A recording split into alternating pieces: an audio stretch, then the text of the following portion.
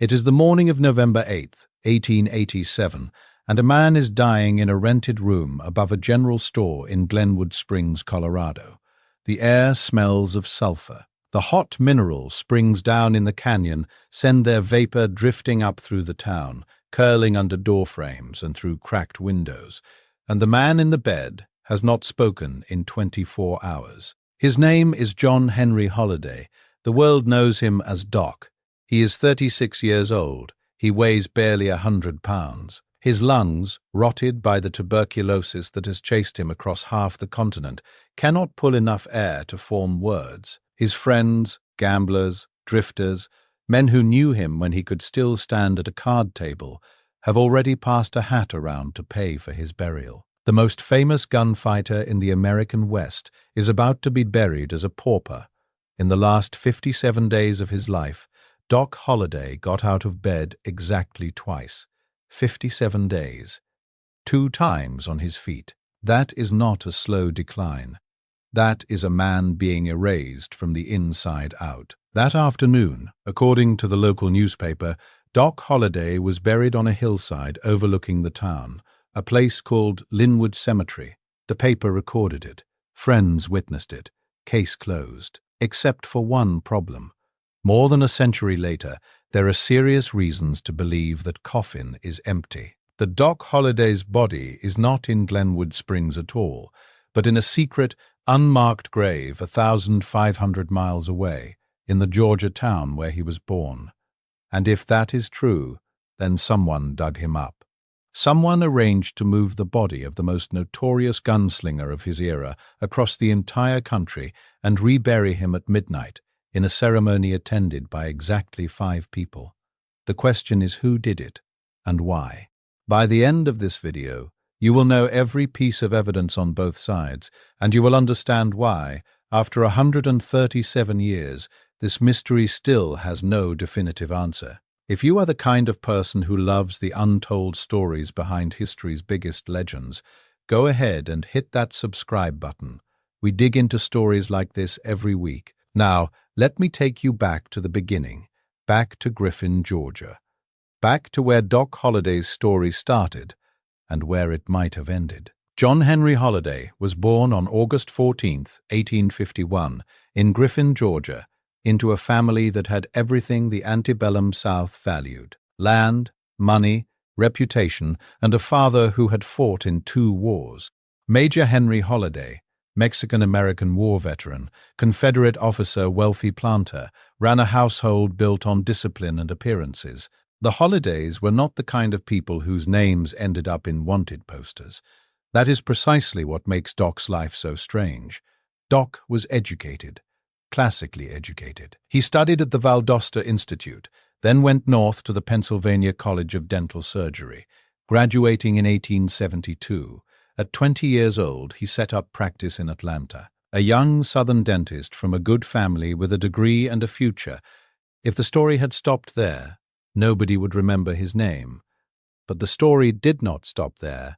His mother, Alice Jane McKee, had tuberculosis. She died when Doc was 15 years old.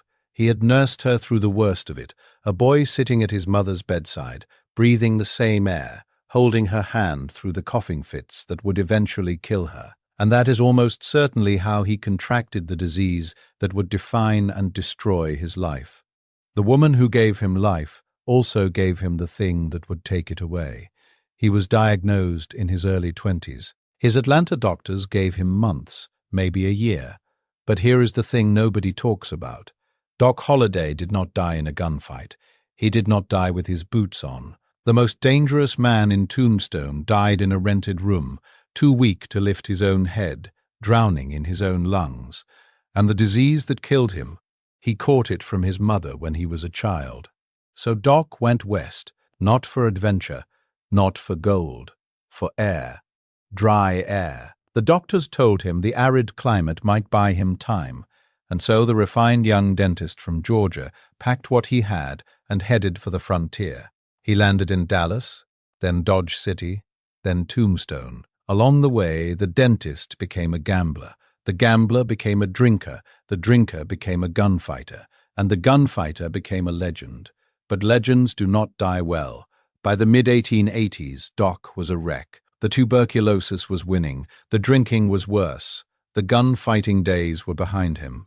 He drifted from town to town, Denver, Leadville, places where the altitude punished his ruined lungs even further. He was running out of geography, running out of time, and the West was running out of room for men like him. To understand what may have happened to Doc Holliday's body, you first have to understand his father. Major Henry Holliday was not a man who tolerated embarrassment. He had fought in Mexico. He had fought for the Confederacy. He ran a plantation in Griffin, Georgia, with the kind of iron authority that expected obedience from everyone around him. After Alice died, he remarried a woman named Rachel Martin and started building a second life, one that did not include the increasingly notorious son who was making headlines out west for all the wrong reasons. By the time Doc was famous, the Major wanted nothing to do with him. This is the central irony of the entire mystery.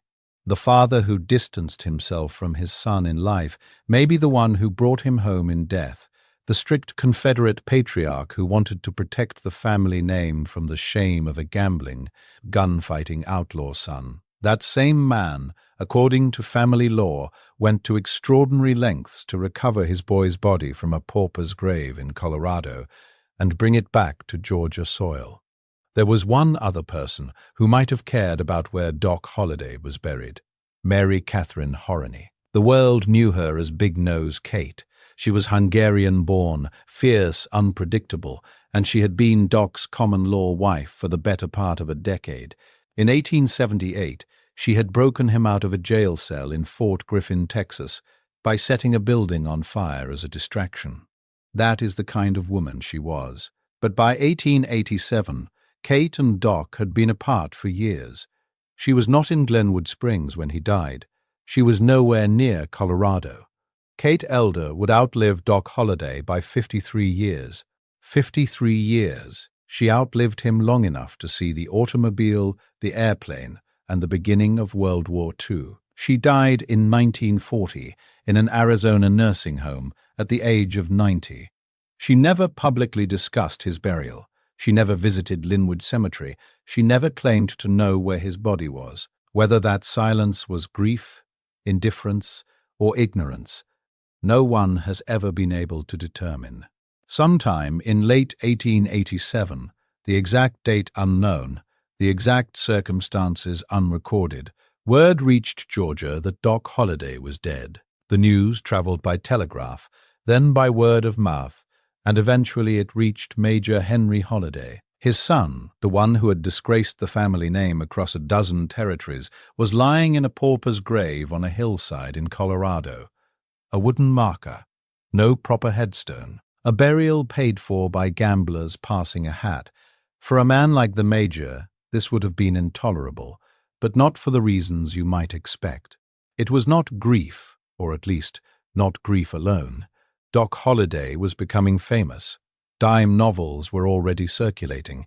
His name was attached to the gunfight at the OK, Corral, to Wyatt Earp, to every lurid tale the Eastern papers could sell. And famous graves attract attention. They attract vandals. The Major knew that his son's body in an unmarked pauper's plot in a frontier town was vulnerable, and if the Holliday name was going to be dragged through the mud, the least he could do was make sure the body could not be dragged along with it. Whether this is what actually happened, no living person can say with certainty. There are no shipping records, no exhumation permits, no letters, but the family tradition is specific. The Major arranged to have Doc's body exhumed from Linwood Cemetery, transported more than 1,500 miles east, and secretly reburied in the Griffin, Georgia cemetery at midnight, with only 5 people present, and only the Major knew the exact location of the grave. If it is true, it is one of the most remarkable acts of parental devotion or parental control in the history of the American West. A father reclaiming his wayward son's body from the frontier and bringing it home, not to honor him publicly, not to build a monument, but to hide him, to make sure that no one would ever find him again. But before we can judge whether the Major actually did this, we need to go back to Glenwood Springs. back to the last weeks of Doc Holliday's life, back to what we know for certain. Doc Holliday arrived in Glenwood Springs, Colorado, sometime in mid-1887. He had spent the previous year and a half in Leadville, a mining boomtown at 10,000 feet above sea level. For a man with ruined lungs, Leadville was slow suffocation. The altitude crushed him, so he made the journey west, roughly 100 miles through the mountains, to Glenwood Springs. The town sat lower, in a canyon carved by the Colorado River, and it was known for one thing above all else: its hot mineral springs. The locals swore the waters could cure anything. Doc was desperate enough to believe them. The springs did not cure him. They made him worse. The mineral baths that dotted the canyon released sulfur vapor, a thick, acrid haze that smelled of rotten eggs and hung in the air like fog. For healthy lungs, it was unpleasant. For lungs destroyed by tuberculosis, it was poison. Doc's condition deteriorated rapidly. The hot water may have eased his aching joints, but every breath he took in that canyon was laced with the very thing his body could not fight. He had come to Glenwood Springs looking for salvation. What he found was the place where he would die. He took a room above Bullock's Western store. Some accounts call the building the Hotel Glenwood, though the distinction hardly matters. It was a small room on the second floor, a bed, a window that looked out over the town, and for the last 57 days of his life, that room was his world. He left the bed only twice in nearly 2 months. The accounts do not say what for, whether it was a final attempt to take the waters, or simply to stand at the window, or to sit in a chair and pretend that he was still among the living. Whatever the reason, he managed it twice, and then he never stood again. Think about that for a moment. This is Doc Holliday, the man who stood next to Wyatt Earp at the OK. Corral, the man who backed down cowboys with a shotgun in his hands and a smile on his face. And now he cannot get out of bed. He cannot cross a room. He is lying in a rented bed above a general store, and his body is shutting down one system at a time. In the final 2 weeks, he became delirious, whether from fever, from medication, or from the simple catastrophic failure of a body that had been fighting this disease for 15 years. Doc Holliday lost his grip on reality. He may have talked, rambling, incoherent fragments of conversations with people who were not there. Or he may have simply stared at the ceiling while his mind went somewhere his friends could not follow. And then, in the last 24 hours, even the delirium stopped. He went silent. Completely silent. The man who had talked his way out of more trouble than most people ever find simply stopped speaking. The room was quiet, and on the morning of November 8th, 1887, he died. There is a famous story about Doc Holliday's last words. The legend says he looked down at his bare feet — he was not wearing boots — and said, "This is funny." A gunfighter who always expected to die with his boots on, dying barefoot in bed. Whether he actually said it is another question entirely. He had been silent for 24 hours, but the story persists because it sounds exactly like something Doc Holliday would say, and sometimes that is enough. The morning he died, his friends, the gamblers, the saloon regulars, the men who had known him in Leadville and followed him to Glenwood Springs, gathered what money they could. They passed a hat. The most famous gunfighter in the American West needed a charity burial. There was no family present, no Kate, no Major Henry Holliday standing by the bedside, just a handful of frontier drifters pooling their coins for a pauper's plot. Now stop and think about what that means. Doc Holliday rode with Wyatt Earp. He was front-page news in papers from Tombstone to New York. His name was already becoming legend. And when he died, his friends had to pass a hat to put him in the ground. That is the distance between fame and fortune in the Old West. That afternoon, the same day he died, Doc Holliday was buried at Linwood Cemetery. The local newspaper recorded it plainly. Holliday was buried in the Linwood Cemetery. No fanfare, no ceremony beyond whatever words his friends could muster on a cold November hillside. Linwood sat above the town, up a winding mountain road a mile or two from the hotel. The cemetery had only been established the previous summer, 1886, and the section where Doc was likely buried was the paupers area, Potter's Field, at the back or upper edge of the grounds. There was a wooden marker. It had his name on it, and that, according to the official record, was the end of the story. But the official record is a thin thing, a single line in a local newspaper, a wooden marker on a hillside, no photograph of the burial, no list of attendees, no receipt from a gravedigger. And in the years that followed, something strange began to happen. A different story started to circulate, not from Glenwood Springs, but from Georgia, from Griffin, from the Holliday family itself, a story that said the body in Linwood Cemetery was no longer there. The question is not just whether someone moved Doc Holliday's body. The question is whether anyone could have, whether the logistics, the timing, the geography of 1887 would have even allowed it. And the answer to that question depends on who you believe. But here is where the story splits in two, and both sides have evidence. Both sides have gaps, and after 137 years, both sides are still arguing. The case for Doc Holliday's body remaining in Linwood Cemetery, Glenwood Springs, starts with the simplest and most powerful piece of evidence there is. The newspaper said so. On November 8th or 9th, 1882, the Glenwood Springs local paper reported the burial. This was not a retrospective account written decades later. This was a contemporaneous record, written within hours of the event, by a reporter in a small town where everyone knew everyone. Glenwood Springs was not Denver. It was not San Francisco.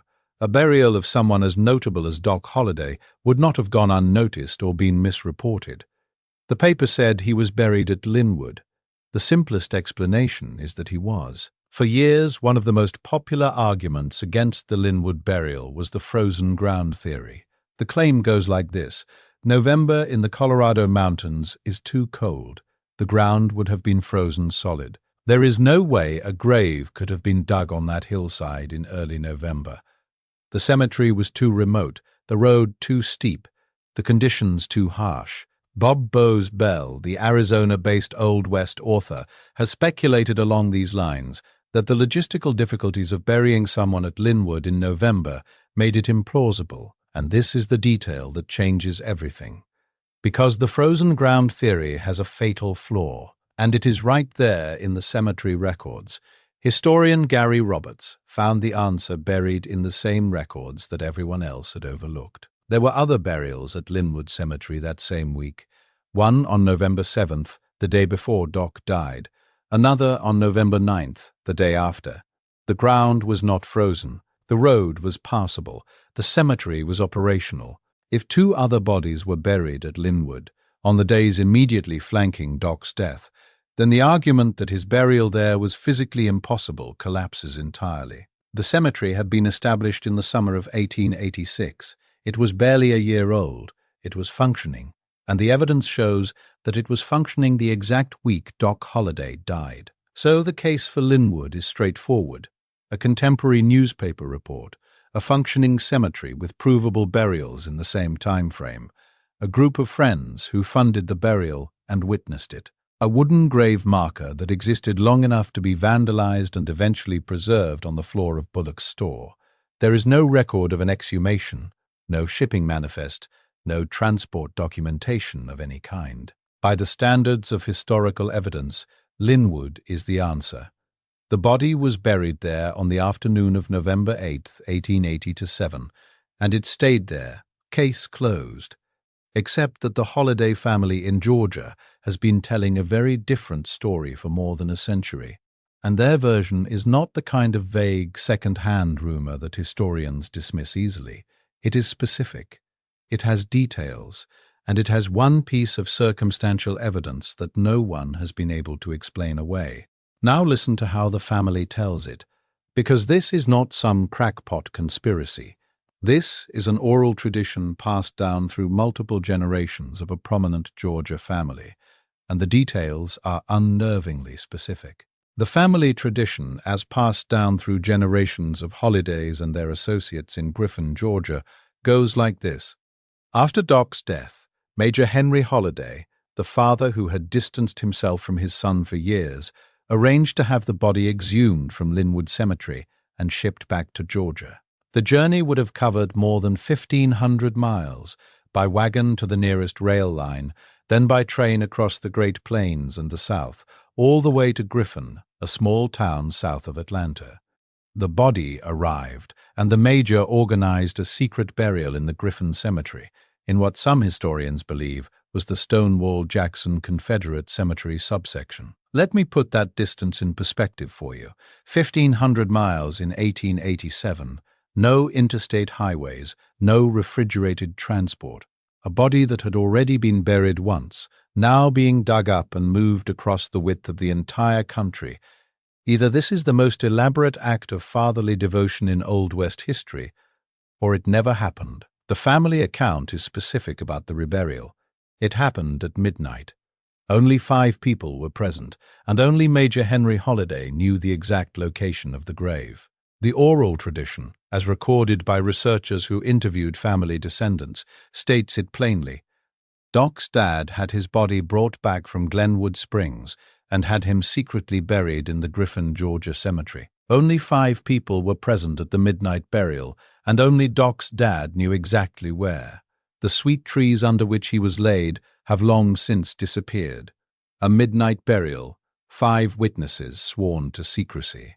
An unmarked grave under flowering trees that no longer exist. If someone were inventing this story, they would have made it easier to verify. The specificity argues for something real. Why would the major do this? The answer, according to the family, comes down to 2 words: reputation and protection. Doc Holliday was already famous. Dime novels and newspaper stories were turning him into a folk hero, and folk heroes' graves attract visitors and vandals. The major knew that a pauper's grave in a frontier town was vulnerable. As one historian summarized it, given his reputation, they left his grave unmarked so it wouldn't be disturbed. The father, who had spent years trying to distance himself from his son's infamy, was now trying to protect him from it, even in death. But here is the problem with the family tradition. There is no documentation. None. No exhumation permit from Garfield County, Colorado. No shipping records from any railroad. No receipt from a funeral home in Griffin. No letter from the major referencing the plan. Nothing in any newspaper, Glenwood Springs, Denver, Atlanta, or Griffin, mentions a body being moved. The entire case rests on oral tradition. Powerful, specific, emotionally compelling oral tradition, but oral tradition nonetheless. And historians have learned painfully that families sometimes remember what they want to be true rather than what actually was. And yet, there is one more piece of this puzzle that refuses to fit neatly into either version. One detail that sits in a Georgia cemetery, silent and unexplained, that gives even the skeptics pause. And it involves Major Henry Holliday himself. And then there is the part nobody expected, because the mystery of Doc Holliday's grave may have a second chapter, one that involves the man who allegedly put him there. Major Henry Holliday died in 1894, 7 years after Doc. He is buried in Griffin, Georgia, but here is the detail that has haunted Holliday researchers for decades. There is an unmarked grave adjacent to the major's identified plot, an unmarked plot in a cemetery where the Holliday family could have afforded any headstone they wanted. One modern historian visiting the site with a camera described it this way: "This unmarked plot has been identified by some Holliday historians as the possible burial site of John Henry Doc Holliday." Some believe that the second unmarked grave belongs to Henry Holliday, who wished to be placed in eternal rest next to his son. Think about what that means. If the family tradition is true, then the major brought his son's body home, buried him in secret under the sweet trees, and then, 7 years later, arranged to be buried right next to him. 2 unmarked graves, side by side, in a family that could have built a marble monument if they had wanted one. The lack of markers is not poverty. The Hollidays had money. The lack of markers is intention. Someone did not want these graves to be found, and that deliberate anonymity, is paradoxically one of the strongest pieces of evidence that there is something here worth hiding. There have been other theories over the years, one claiming Doc's remains were washed away by a flood and reburied elsewhere in Glenwood Springs. But this has been largely dismissed by historians as unsupported speculation. The two credible possibilities remain: Linwood Cemetery, Glenwood Springs, as the newspapers reported, or an unmarked grave in Griffin, Georgia, as the family insists. So which is it?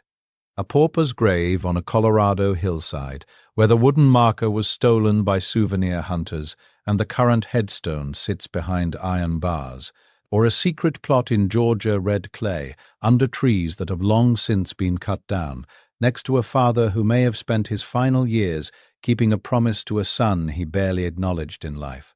The evidence says one thing, the family says another. There is, of course, one way to settle this. Dig, exhume whatever is in the Linwood grave, or whatever is in the unmarked Griffin plot, and test it. DNA analysis could resolve in weeks what 137 years of argument have not. But it has not been done, and the reasons are both practical and political. Linwood Cemetery is a historic site. The Griffin Cemetery has its own sensitivities. Descendants on both sides have not consented, and there is a philosophical question underneath the practical ones. Does it matter? Does knowing where his bones are change anything about who he was? What we can trace is the history of the Linwood marker. The original wooden headstone was vandalized, stolen by a souvenir hunter or trophy seeker at some point before 1900. It eventually ended up on the floor of Bullock's store in Glenwood Springs, the same building where Doc died. A replacement stone was erected. It too drew vandals. A third headstone, the one that stands today, was eventually installed, and this time the town took precautions. They built an iron fence around it, bars on all sides, a locked gate, the most famous outlaw of the American West, behind bars for eternity. It is the kind of irony that feels almost too perfect, too literary, to be accidental. The man who dodged the law for decades, who killed and gambled and drank his way across the frontier, now has a grave marker that looks like a prison cell. Visitors come to Glenwood Springs specifically to see it. They take photographs, they leave coins and playing cards, they stand at the bars and look in. So where is Doc Holliday? The honest answer, the only honest answer, is that we do not know. The newspaper says Linwood, the family says Griffin. The evidence for Linwood is documentary and contemporaneous. The evidence for Griffin is testimonial and specific. No DNA test has been conducted. No exhumation has been attempted. No definitive proof exists for either claim. After 137 years, the question of where Doc Holliday is buried remains genuinely, maddeningly, beautifully unresolved. The coffin in Glenwood Springs may contain his body, or it may be empty, and neither possibility can be ruled out.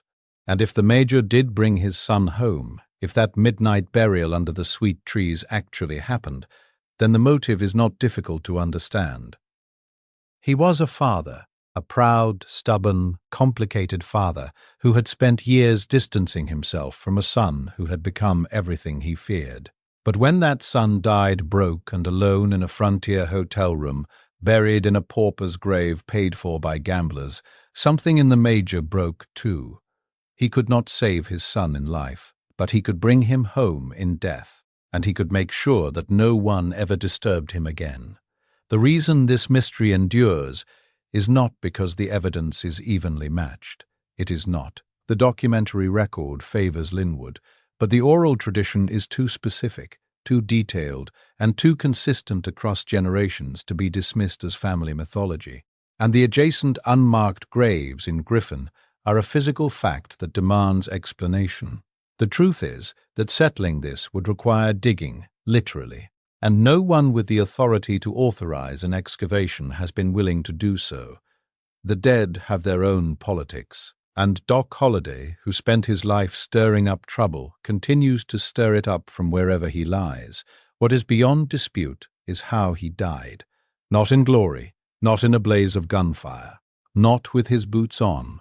Doc Holliday died in a rented room, too weak to speak, too poor to pay for his own funeral. His friends, not his family, not Kate, not the Earps, his friends passed a hat so he would not be dumped in a hole without a marker. That is the reality behind the legend. The fastest gun in the West could not outrun the disease his mother gave him, sitting at her bedside when he was 15 years old. And that is the part the movies always leave out. But the battle over Doc Holliday, the real battle, the one that has lasted a century and a half, was never about where he was buried. It was about who he was. Hollywood turned Doc Holliday into a character. Val Kilmer's drawling, sardonic genius in Tombstone. Dennis Quaid's emaciated wraith in Wyatt Earp. Kirk Douglas's brooding loner in Gunfight at the OK Corral. Each version took the same raw material, the dentist turned gunfighter, the dying man who did not care if he lived, and turned it into something sleek and cinematic. And every single version got it wrong. Not wrong about the facts, necessarily. Wrong about the ending. Because the ending is not a gunfight. The ending is a man who cannot get out of bed in a room that smells like sulfur, dying without a word. And here is the thing the movies will never show you. Doc Holliday's final scene is not dramatic. It is not cool. It is not quotable. It is a man lying in a bed, struggling to breathe while his friends scrape together pocket change to bury him. That is the real Doc Holliday. Not the one with the shotgun and the dry wit. The one with the ruined lungs and the empty pockets. Here is something most people never consider.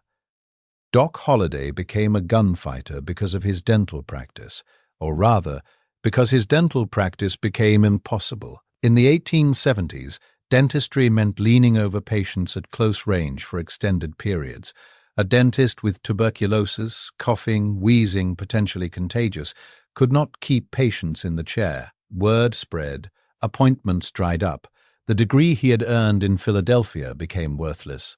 The disease did not just kill him, it killed his career first. It killed his respectability. It killed his connection to the genteel southern life he had been raised for. And only then, with nothing left to lose, did he become the gambling, gun-carrying desperado the world remembers. Tuberculosis did not just end Doc Holliday, it created him. Today there are two places in America where you can stand and wonder if you are standing over Doc Holliday. In Glenwood Springs, Colorado, behind the iron bars of the Linwood Cemetery fence. And in Griffin, Georgia, in front of an unmarked plot where the sweet trees are gone and the silence is absolute. One grave has a name on it, the other has nothing. And somewhere, in one of those two places, or in neither, Doc Holliday is still. So where is Doc Holliday? After everything you have heard, the newspaper records the family tradition, the frozen ground myth debunked, the midnight burial, the adjacent unmarked graves, the iron-barred headstone. After all of that, the answer is the same answer it has been for 137 years. Nobody knows. Go back to that hotel room, November 8th, 1887. A man who has not spoken in 24 hours. The man who hadn't stood in weeks. A man whose mother gave him the disease that took everything from him, his career, his health, his place in polite society, and then, in the cruelest irony, gave him the legend that replaced it. Dead at 36, Doc Holliday died in silence, and in silence his body disappeared into one of the longest-running mysteries of the American West. Whether he rests in Colorado or Georgia, the truth is the same. The frontier buried him twice. Once in the ground, and once in myth. If this story stayed with you, hit subscribe. We will see you in the next one.